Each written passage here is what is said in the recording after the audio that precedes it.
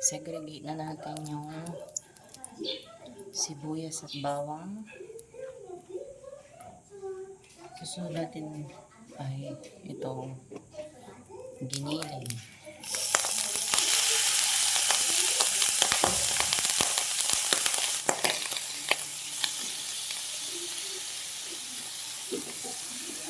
Gusto ko kasi yung medyo crunchy yung meat. Kaya ang gagawin ko dito ay ika-crunchy ko muna. Lulutuin ko muna siya.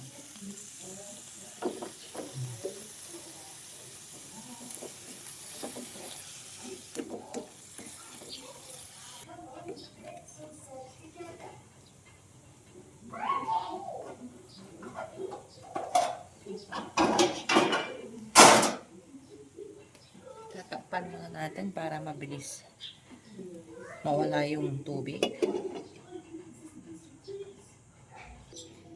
Ayan. Nawala na yung sabaw niya. So, ang gagawin natin dyan, ipiprito siya. Maging crunchy.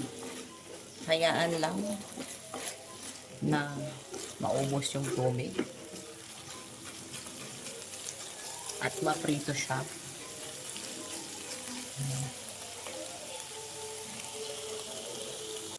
Ano na natin ngayon? Yung sibuyas bawang. At saka yung kamatis.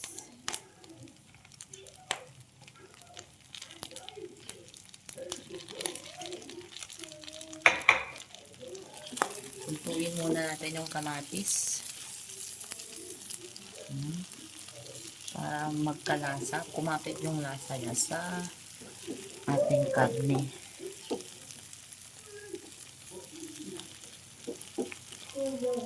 Yan, kung luto na yung kamatis, hindi pa natin ilagay ang sayote.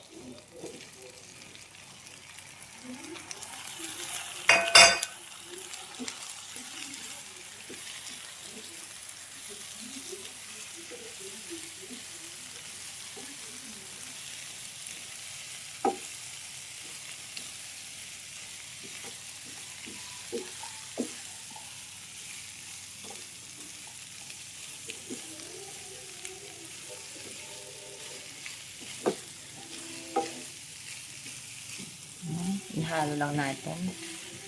Tapos, lutuin ng mga 2 minutes. Igisa ng mga 2 minutes. Saka natin lagyan ng konting tubig para maluto ang sayote. Lagyan na natin ng paminta.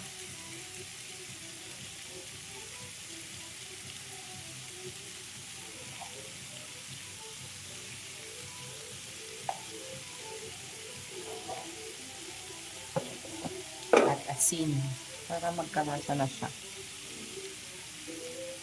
Saka natin haluin.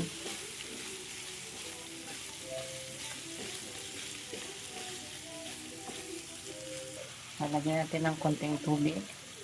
Saka natin ang tatakpan. Lulutuin ng 5 minutes. O depende kung luto na yung sayote. Ayan, luto na ang ating ginisang sayote na may karne ng baboy. Tikman nyo na lang kung anong lasa, kung matabang, lagyan nyo na lang ng pampalasa, kung anong prefer nyo. And that's it. Thank you for watching. Bye-bye.